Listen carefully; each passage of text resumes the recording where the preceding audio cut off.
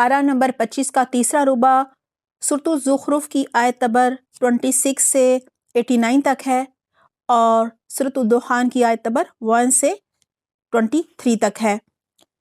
اب حضرت ابراہیم علیہ السلام کا ذکر یہاں اس نسبت سے آ رہا ہے کہ کفار مکہ جو تھے وہ حضرت ابراہیم علیہ السلام کو اپنا بڑا، اپنا پیشوا، اپنا نبی مانتے تھے، لہٰذا انہیں کہا جا رہا ہے کہ اگر بڑوں کی تقلید کرنی ہے تو پھر حضرت ابراہیم علیہ السلام کی کرو، جو شرک سے بیزار تھے اور توحید پر تھے، اور انہوں نے توحید ہی کی وصیت اپنی اولاد کو کی تھی، اور تم انہی کی تو اولاد ہو۔ انہوں نے تمہاری طرح لات، منات اور عزیٰ تو نہیں بنائے تھے۔ وَإِذْ قَالَ إِبْرَاهِيمُ لِأَبِيهِ وَقَوْمِهِ إِنَّنِي بَرَاءٌ مِّمَّا تَعْبُدُونَ۔ یاد کرو وہ وقت جب ابراہیم علیہ السلام نے اپنے باپ اور اپنی قوم سے کہا تھا کہ تم جن کی عبادت کرتے ہو، بندگی کرتے ہو، میرا ان سے کوئی تعلق نہیں ہے، یعنی میں تو ان سے بیزار ہوں، میرا تعلق صرف اس سے ہے جس نے مجھے پیدا کیا، یعنی اللہ سبحانہ تعالیٰ سے، وہی میری رہنمائی کرے گا۔ اور ابراہیم علیہ السلام یہی کلمہ اپنے پیچھے اپنی اولاد میں چھوڑ گیا تاکہ وہ اس اللہ کی طرف رجوع کریں۔ اس کے باوجود جب یہ لوگ دوسروں کی بندگی کرنے لگے، یعنی شرک کرنے لگے، اللہ تعالیٰ فرما رہے ہیں تو میں نے ان کو مٹا نہیں دیا، یعنی ختم نہیں کیا، بلکہ انہیں اور ان کے باپ دادا کو متاع حیات یعنی دنیا کے ساز و سامان میں دیتا رہا، یہاں تک کہ ان کے پاس حق اور کھول کھول کر بیان کرنے والا رسول آ گیا۔ وَلَمَّا جَاءَهُمُ الْحَقُّ قَالُوا هَٰذَا سِحْرٌ وَإِنَّا بِهِ كَافِرُونَ۔ مگر جب وہ حق ان کے پاس آیا تو انہوں نے کہہ دیا کہ یہ تو جادو ہے اور اس کا ہم انکار کرتے ہیں، کہتے ہیں یہ قرآن دونوں شہروں یعنی دو بستیوں کے بڑی آدمیوں میں سے کسی پر کیوں نازل نہیں ہوا۔ یعنی مطلب یہ تھا مکہ اور طائف کے اتنے بڑے بڑے سردار تھے، ان کو چھوڑ کر اس یتیم غریب پر کیوں نازل ہو گیا، یعنی محمد صلی اللہ علیہ وآلہ وسلم پر۔ اللہ سبحانہ تعالیٰ انہیں جواب دے رہے ہیں کہ کیا تیرے رب کی رحمت یہ لوگ تقسیم کرتے ہیں؟ دنیا کی زندگی میں ان کی گزر بسر کے ذرائع تو ہم نے ان کے درمیان تقسیم کیے ہیں، اور ان میں سے کچھ لوگوں کو کچھ دوسرے لوگوں پر ہم نے درجات کے حساب سے فوقیت دی ہے، یعنی کوئی امیر ہے کوئی غریب ہے، تاکہ یہ ایک دوسرے سے خدمت لیں، اور تیرے رب کی رحمت اس دولت سے زیادہ قیمتی ہے جو اس کے رئیس سمیٹ رہے ہیں۔ یہاں ایک تو یہ بات پتہ چلی کہ یہ جو کوئی مالدار ہے کوئی غریب ہے تو یہ اسی لیے ہے تاکہ اس کائنات کا نظام چلے، اس دنیا کا نظام چلے۔ اگر سب ہی امیر ہوتے تو یہ چھوٹے چھوٹے کام کون کرتا؟ اور یہاں رحمت سے مراد نبوت ہے۔ اللہ تعالیٰ فرما رہے ہیں نبوت کی نعمت دنیاوی بالو بتا اور عہدے و منصب سے بہتر ہے، جس کو یہ لوگ سمٹتے پھرتے ہیں، یعنی اسی کے پیچھے بھاگ رہے ہیں۔ لہٰذا ہم نے دنیا کی معیشت کی تقسیم انسانوں کے اختیار میں نہیں دی، حالانکہ دنیاوی تقسیم ادنیٰ درجے کی چیز ہے، نبوت دنیاوی معلومات کے سمیٹنے سے بہت زیادہ افضل اور برتر ہے۔ وَلَوْلَا أَن يَكُونَ النَّاسُ أُمَّةً وَاحِدَةً، اگر یہ اندیشہ نہ ہوتا کہ سارے لوگ ایک ہی طریقے کے ہو جائیں گے، یعنی سارے ہی بہک جائیں گے، گمراہ ہو جائیں گے، تو ہم خدائے رحمان سے کفر کرنے والوں کے گھروں کی چھتیں اور ان کی سیڑھیاں جن سے یہ اپنے بالا خانوں پر چڑھتے ہیں، اور ان کے دروازے اور ان کے تخت جن پر وہ تکیے لگا کر بیٹھتے ہیں، سب چاندی اور سونے کے بنوا دیتے۔ یہ تو محض حیات دنیا کی متاع ہے، یعنی دنیا کی زندگی کے سامان ہے، اور آخرت تیرے رب کے ہاں صرف متقین کے لیے ہے۔ جو شخص رحمان کے ذکر سے غفلت برتتا ہے، ہم اس پر ایک شیطان مسلط کر دیتے ہیں اور وہ ان کا رفیق بن جاتا ہے، یعنی ساتھی بن جاتا ہے۔ یہ شیاطین ایسے لوگوں کو رائے راست پر آنے سے روکتے ہیں، اور وہ اپنی جگہ یہ سمجھتے ہیں کہ ہم ٹھیک کیے جا رہے ہیں۔ جو سمجھتا ہے میں ٹھیک کر رہا ہوں، ظاہر ہے اس کی اصلاح کا تو پھر کوئی بھی اصلاح کی تو پھر کوئی گنجائش نہیں بچتی نا، اصلاح کبھی نہیں ہوتی اس کی۔ آخر کار جب یہ شخص ہمارے ہاں پہنچے گا تو اپنے شیطان سے کہے گا کاش میرے اور تیرے درمیان مشرق و مغرب کا فاصلہ ہوتا، تو بدترین ساتھی نکلا۔ وَلَن يَنفَعَكُمُ الْيَوْمَ إِذ ظَلَمْتُمْ أَنَّكُمْ فِي الْعَذَابِ مُشْتَرِكُونَ۔ اس وقت ان لوگوں سے کہا جائے گا، اب آخرت میں ان کا انجام بتایا جا رہا ہے کہ جب تم ظلم کر چکے تو آج یہ بات تمہارے لیے کچھ بھی نافع نہیں ہے، یعنی کوئی نفع نہیں دے گی کہ تم اور تمہارے شیاطین عذاب برابر ہوں۔ دیکھیں دنیا میں جو ذکر اذکار تلاوت قرآن دعائیں وغیرہ چھوڑ دیتا ہے تو اس پر پھر جو شیطان ہیں وہ حملے کرتے ہیں۔ اب آپ صلی اللہ علیہ وسلم سے کہا جا رہا ہے کہ آپ ان پر توجہ دیجئے جو واقعی ہدایت پانے کے خواہش مند ہے۔ اب کیا اے نبی تم بہروں کو سناؤ گے یا اندھوں اور سری گمراہی میں پڑے ہوئے لوگوں کو راہ دکھاؤ گے، یعنی ہدایت دو گے؟ اب تو ہمیں انہیں سزا دینی ہے، خواہ تمہیں دنیا سے اٹھا لیں یا تم کو آنکھوں سے ان کا وہ انجام دکھا دیں جس کا ہم نے ان سے وعدہ کیا ہے، ہمیں ان پر پوری قدرت حاصل ہے۔ تم بہرحال اس کتاب کو مضبوطی سے تھامے رہو جو وحی کے ذریعے سے تمہارے پاس بھیجی گئی ہے، یقیناً انکم علی صراط مستقیم، تم یقیناً سیدھے راستے پر ہو۔ یہی الفاظ آپ صلی اللہ علیہ وسلم نے اپنے آخری خطبے میں کہے تھے کہ اس کتاب کو، قرآن کو مضبوطی سے تھام لو، یقیناً تم سیدھے راستے پر ہوگے۔ اللہ تعالیٰ ہمیں بہترین توفیق عطا فرمائے، آمین۔ جنگیں ختم ہو گئیں، فتوحات ہو گئیں، لہٰذا اب کہا جا رہا ہے وَإِنَّهُ لَذِكْرٌ لَكَ وَلِقَوْمِكَ۔ حقیقت یہ ہے کہ یہ کتاب یعنی قرآن کریم تمہارے لیے اور تمہاری قوم کے لیے ایک بہت بڑا شرف ہے، اور عنقریب تم لوگوں کو اس کی جواب دہی کرنی ہوگی کہ اس کے احکامات پر عمل کیا کہ نہیں۔ تم سے پہلے ہم نے جتنے رسول بھیجے تھے ان سب سے پوچھ دیکھو، کیا ہم نے خدائے رحمان کے سوا کچھ دوسرے معبود بھی مقرر کیے تھے؟ یعنی کیا لات منات عزیٰ بھی ہم نے کہا تھا ان کو بھی پوجو کہ ان کی بھی بندگی کرو؟ اب موسیٰ علیہ السلام کا ذکر آ رہا ہے، وَلَقَدْ أَرْسَلْنَا مُوسَىٰ بِآيَاتِنَا إِلَىٰ فِرْعَوْنَ۔ ہم نے موسیٰ علیہ السلام کو اپنی نشانیوں کے ساتھ فرعون اور اس کے درباریوں کے پاس بھیجا، اور اس نے جا کر کہا کہ میں رب العالمین کا رسول ہوں۔ پھر جب اس نے ہماری نشانیاں یعنی خون، مینڈک، چیچڑیاں، جوئیں، کھٹمل، قحط یہ سب دیکھا، ان کے سامنے یہ سب پیش کیا گیا باری باری، تو وہ ٹھٹے مارنے لگے، یعنی مشرکین مکہ کی طرح مذاق اڑانے لگے۔ ہم ایک پر ایک ایسی نشانی ان کو دکھاتے چلے گئے جو پہلی سے بڑھ چڑھ کر تھی، اور ہم نے ان کو عذاب میں دھر لیا تاکہ وہ اپنی روش سے باز آئے۔ یا مشرکین مکہ کو بتایا جا رہا ہے کہ تمہارا بھی ایسا ہی انجام ہوگا۔ ہر عذاب کے موقع پر وہ کہتے موسیٰ علیہ السلام سے ادعُ لنا ربک بما عہد عندک، اپنے رب کی طرف سے جو منصب تجھے ملا ہے، یعنی جو نبوت مل گئی ہے، اس کی بنا پر ہمارے لیے اس سے دعا کر، ہم ضرور رائے راست پر آ جائیں گے۔ مگر جو ہی کہ ہم ان پر سے عذاب ہٹا دیتے وہ اپنی بات سے پھر جاتے تھے۔ ایک روز فرعون نے اپنی قوم کے درمیان پکار کر کہا، لوگوں کیا مصر کی بادشاہی میری نہیں ہے؟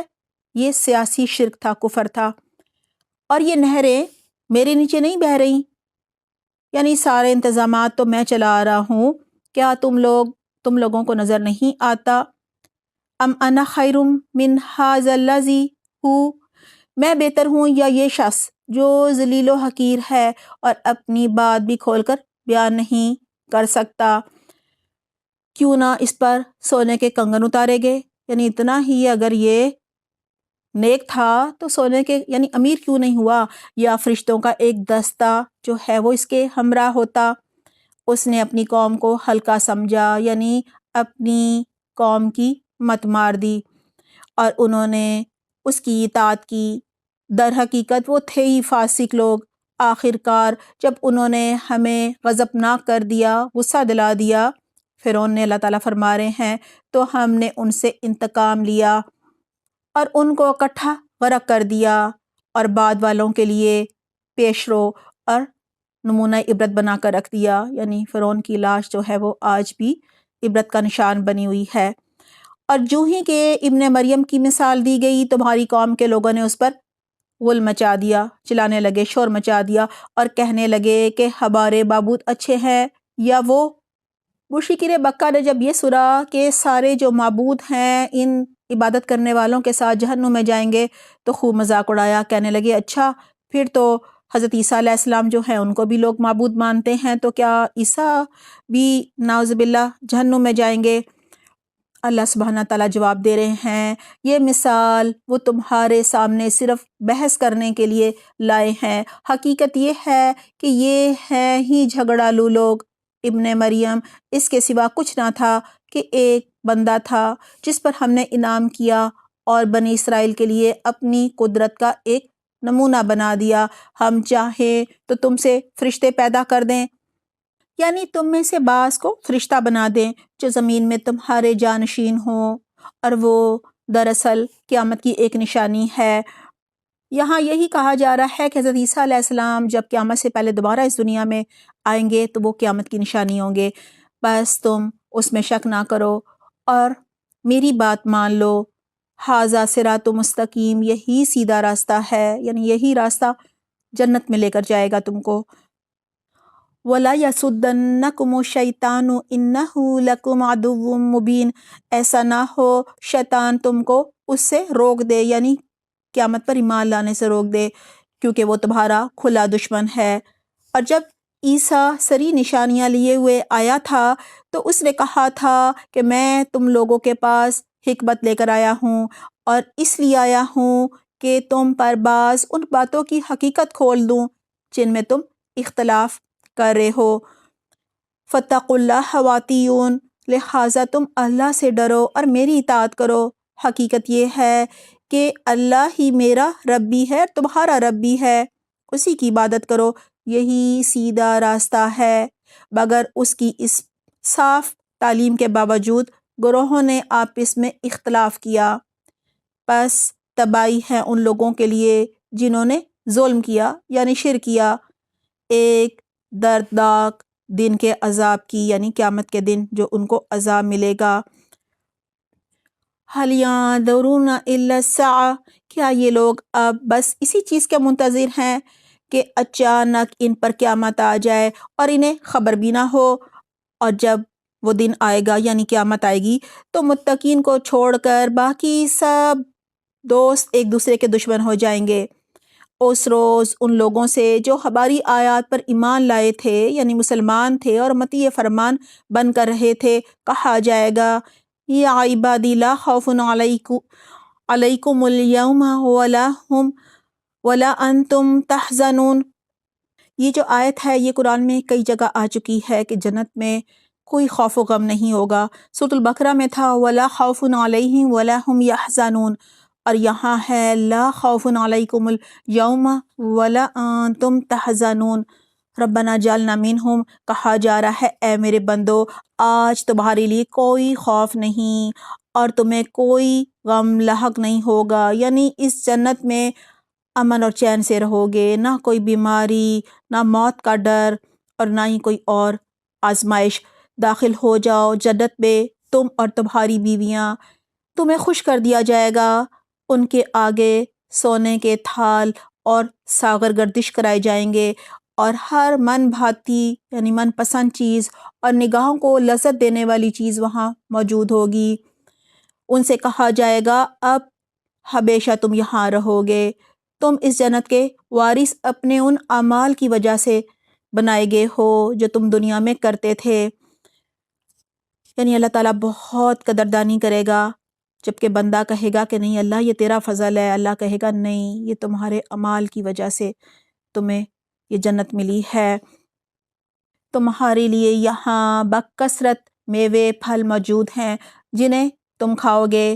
رہے مجرمین تو وہ ہمیشہ جہنم کے عذاب میں مبتلا رہیں گے، کبھی ان کے عذاب میں کمی نہ ہوگی اور وہ اس میں مایوس پڑے ہوں گے۔ ان پر ہم نے ظلم نہیں کیا بلکہ وہ خود ہی اپنے اوپر ظلم کرتے رہے، یعنی شرک کیا اور ایمان نہ لائے۔ وہ پکاریں گے اے مالک تیرا رب ہمارا کام ہی تمام کر دے، جہنم کے دروغوں سے کہیں گے تو اچھا ہے، یعنی ہمیں ہلاک ہی کر دیا جائے۔ وہ جواب دیں گے تم یوں ہی پڑے رہو گے، ہم تمہارے پاس حق لے کر آئے تھے مگر تم میں سے اکثر کو حق ہی ناگوار گزرا۔ کیا ان لوگوں نے کوئی اقدام کرنے کا فیصلہ کر لیا ہے؟ کفار مکہ کا اقدام یہ تھا کہ اسلام کی دعوت کو کبھی پروان نہیں چڑھنے دینا۔ اچھا، تو ہم بھی پھر ایک فیصلہ کر لیتے ہیں، یعنی ایک فیصلہ کیے لیتے ہیں۔ کیا انہوں نے یہ سمجھ رکھا ہے کہ ہم ان کی راز کی باتیں اور ان کی سرگوشیاں سنتے نہیں ہیں؟ ہم سب کچھ سن رہے ہیں اور ہمارے فرشتے ان کے پاس لکھ رہے ہیں۔ ان سے کہو اگر واقعی رحمان کی کوئی اولاد ہوتی تو سب سے پہلے عبادت کرنے والا میں ہوتا۔ پاک ہے آسمانوں اور زمین کا فرما روا، یعنی اللہ سبحانہ تعالیٰ جو عرش کا مالک ہے، ان ساری باتوں سے پاک ہے جو لوگ اس کی طرف منسوب کرتے ہیں۔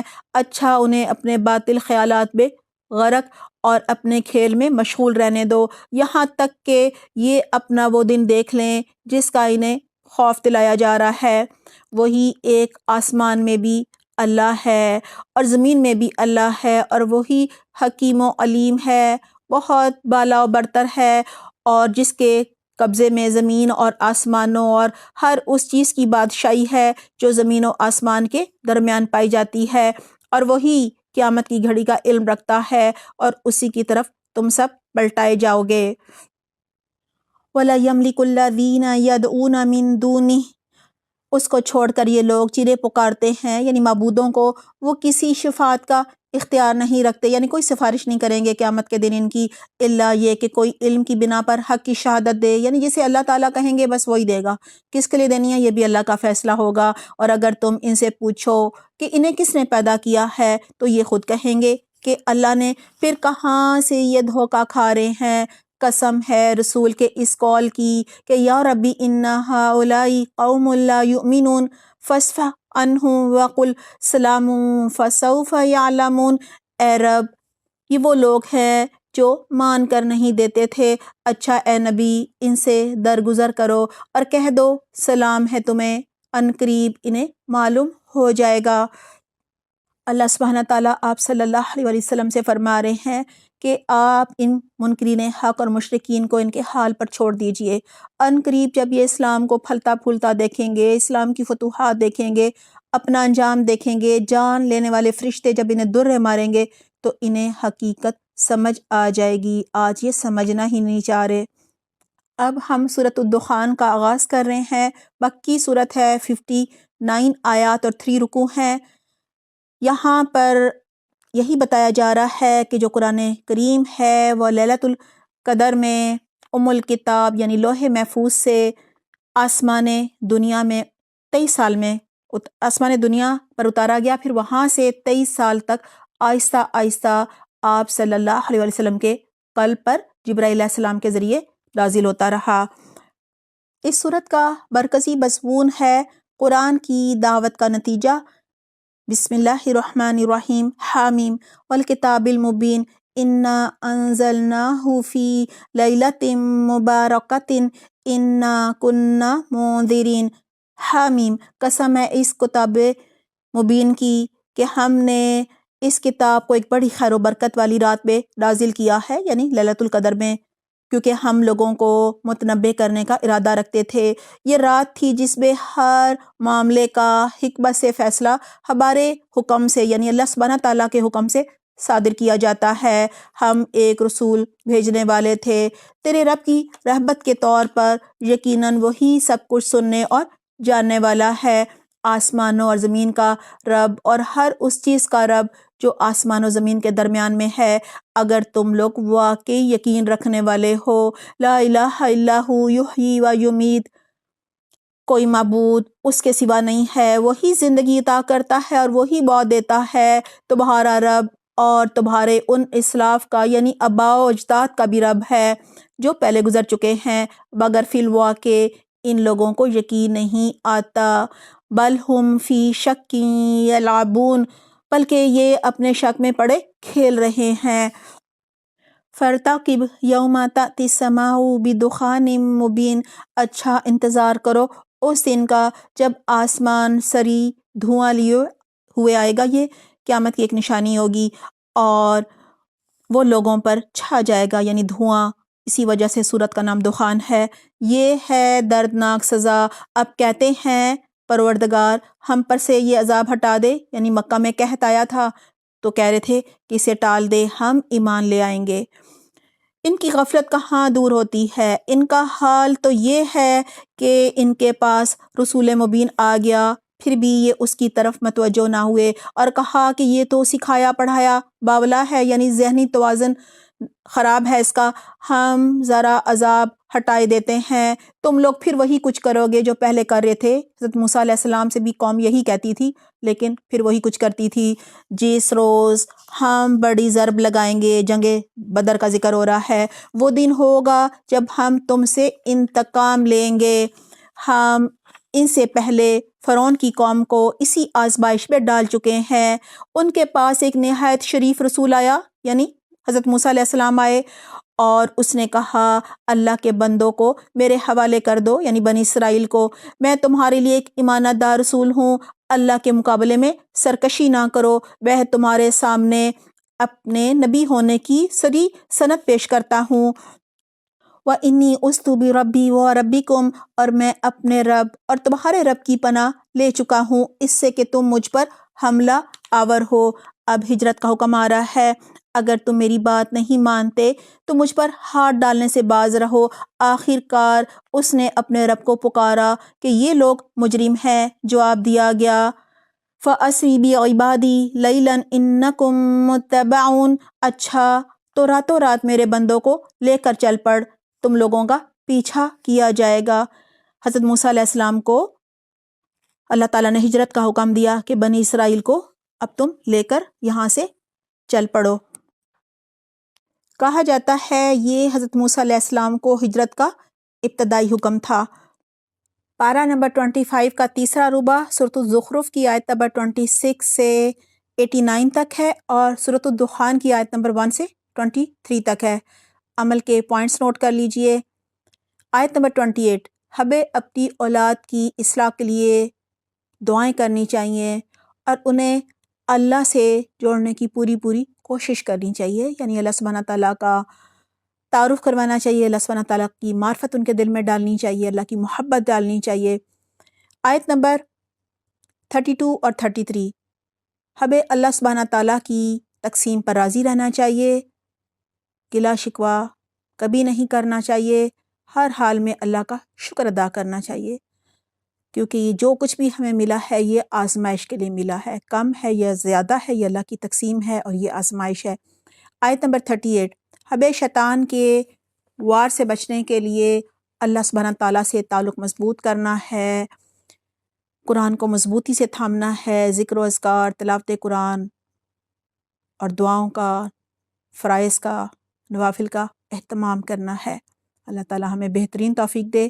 آیت نمبر 40، جو حق نہیں سننا چاہتے، کسی صورت ایمان نہیں لانا چاہتے، ہمیں ان پر وقت ضائع نہیں کرنا چاہیے اور انہیں دعوت دین دینی چاہیے، دین سکھانا چاہیے جو واقعی ہدایت پانے کے خواہش مند ہیں۔ آیت نمبر 49، ہمیں آزمائش آنے پر سب سے پہلے اپنی غلطیوں پر، کمی کوتاہیوں پر نظر ثانی کرنی چاہیے اور اپنی اصلاح کرنی چاہیے، نہ کہ دوسروں پر الزام تراشی۔